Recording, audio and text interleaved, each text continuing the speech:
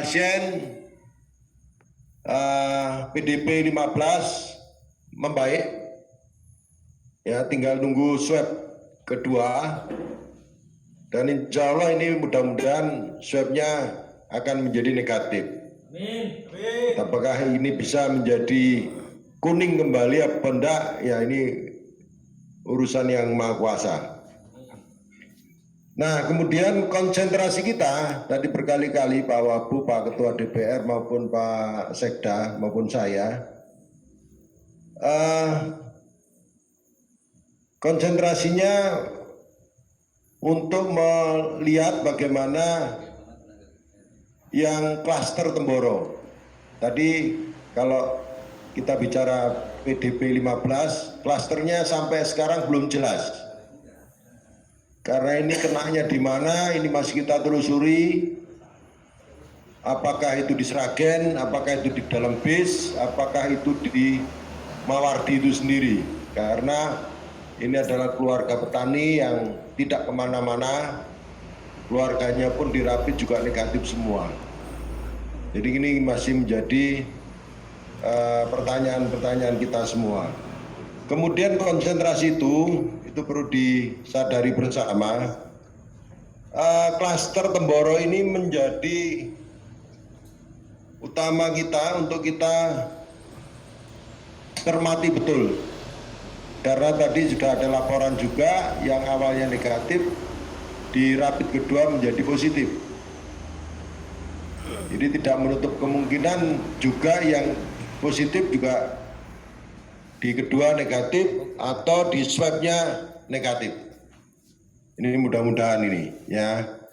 Tapi jangan lengah, walaupun sudah mencapai isolasi 14 hari, sebelum ada swab keluar, dia tetap isolasi mandiri ketat. Ya, ini untuk bisa dimengerti, angkat tangan. Oke, jadi ini diperintahkan semua kepada kepala desa. Saya yakin beberapa kepala desa mengerti tentang ini semua. Kemudian physical distancing, karena ini sudah zona merah, ini perlu pengetatan lebih tajam lagi. Perlu pengetatan lebih tajam lagi, terutama tempat-tempat bergerombol orang. Tempat-tempat aktivitas orang, apakah aktivitas hanya sekedar nongkrong, apakah sekedar makan di warung, atau di pasar, atau bahkan di tempat ibadah.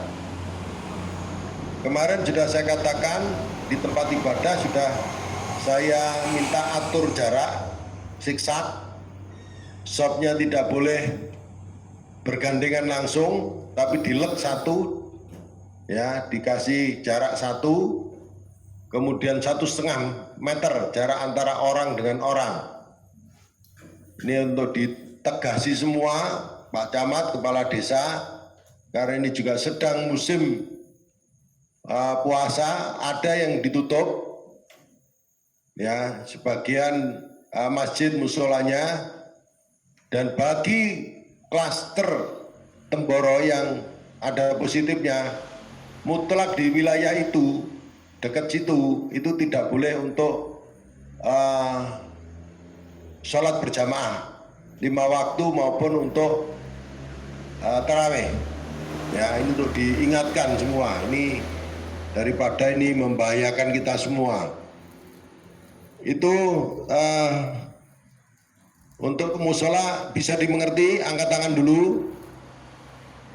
Ya, pastikan bahwa saudara-saudara kita yang diisolasi mandiri ketat, ini pertama memang isolasinya terjaga oleh keluarga maupun masyarakat. Kedua, masalah makanan yang cukup gizi ini harus dipastikan jelas oleh dan dikoordinasi oleh bidan desa. Kemudian kita bicara tentang konsentrasi kita, utama di desa. adalah penguatan di posko COVID masing-masing desa. Ya. Monitoring terhadap pemudik dan isolasi mandiri lebih ketat lagi dan harus terpantau.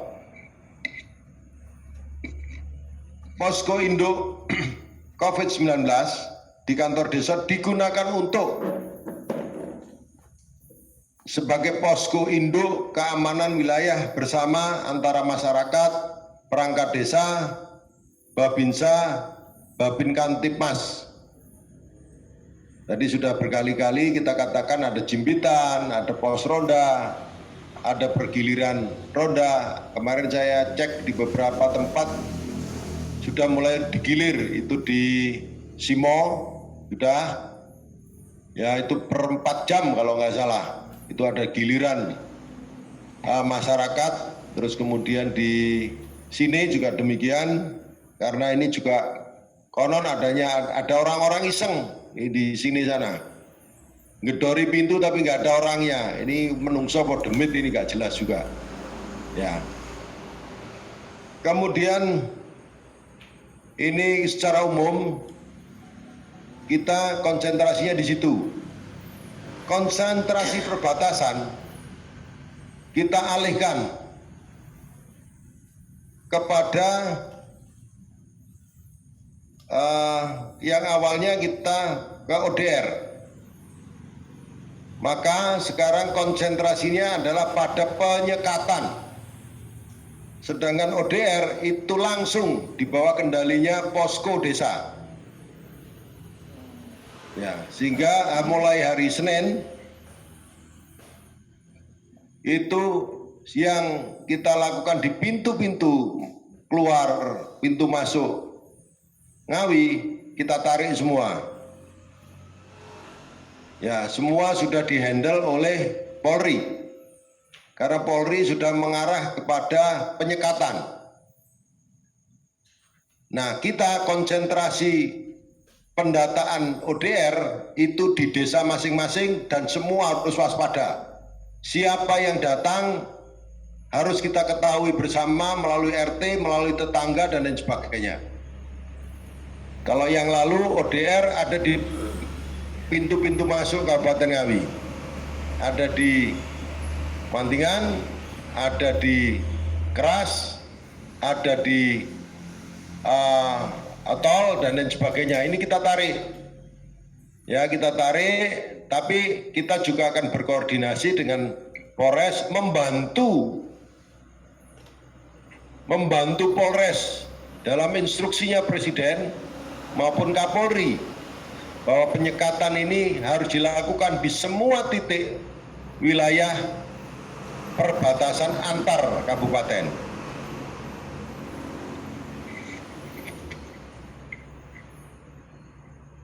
Maka tadi sudah saya katakan bahwa intinya adalah perbatasan hanya untuk penyekatan, tidak untuk mendata ODR. Posko induk COVID-19 di desa yang melakukan pendataan ODR sekaligus pengarahan dan pengawasan terhadap protokol kesehatan. Kemudian posko sekaligus sebagai pos induk Kamtipmas seluruh wilayah desa masing-masing. Kita akan lihat mana desa-desa yang tidak menjaga Kamtipmasnya, ada kecolongan, ada perampokan, ada tindak pidana dan lain sebagainya, berarti desa tersebut tidak melakukan Kamtipmas secara baik. Dengan demikian pos-pos pintu masuk sudah kita lebur. Maka ini perintah juga kepada BPBD untuk mulai hari Senin sudah tidak ada, tapi kita melebur. Kalau kita mau bantu, ayo kita sharing dengan Polres apa yang bisa saya lakukan, apakah tim kesehatannya saja atau yang lain. Maka mulai hari Senin tanggal 4 ya Mei ini sudah kita tarik.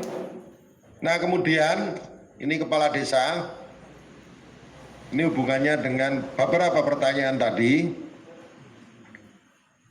Pendataan yang terdampak. Ini penting, saya minta hari Senin kita akan ada rapat lagi. Ya, ini Jogorogo ada ya, Jogorogo. Pak Tripujo tadi masih dengar saya enggak ya? Jogorogo. Lo mau nak bisa kok enggak oleh mulai sih. Enggak ada, Jogorogo sudah hilang. Putus, ya. Yang pertama, difikskan betul antara dinas sosial, desa dan kecamatan, antara PKH dan penerima BPNT, sekaligus yang tambahannya. Karena ada tambahan sekitar 19.000, karena ada koreksi-koreksi. Kemudian bantuan sosial tunai. Ya, ini harus difikskan. Kemudian bantuan dari Korlantas. Kemudian dari Kementerian Perhubungan. Ini dari Onjol dan lain sebagainya. Kemudian dari Prakerja. Ya, ini harus terdata juga. Kemudian kita semua harus ikut. Setelah semuanya tersisir dari BPNT, bantuan sosial, bantuan Korlantas, perhubungan, prakerja,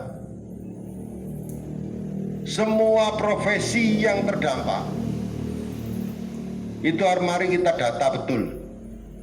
Karena ini adalah penyisiran terakhir, ini ada 3, yang pertama dari dinas sosial, dari provinsi, dari DD yang saya targetkan 5%, kalau kurang bisa lebih.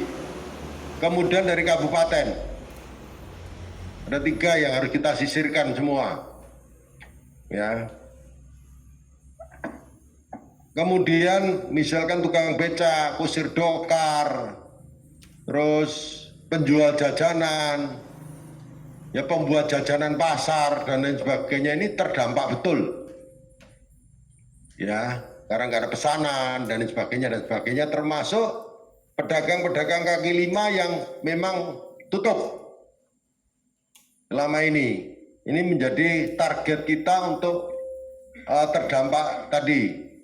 Ya, saya yakin ini semua totalnya di atas 50% dari semua rumah tangga yang ada, keyakinan saya. Ya, di atas 50%. Nah, inilah target-target kita kepada semuanya untuk ditarget ditinglengi betul. Tidak kita bicara suka tidak suka, tapi menjadi sesuatu yang harus kita upayakan, sesuatu yang harus kita data secara jernih, gitu ya. Ini yang paling utama. Kemudian ada katakanlah mungkin pendataan pusat ini tidak cocok sesuai dengan lapangan, ada yang orang mampu dan lain sebagainya terdaftar, diberitahulah orang-orang yang merasa mampu tadi diberikan kepada yang tidak mampu. Gitu Pak, jadi ini kira-kira begitu.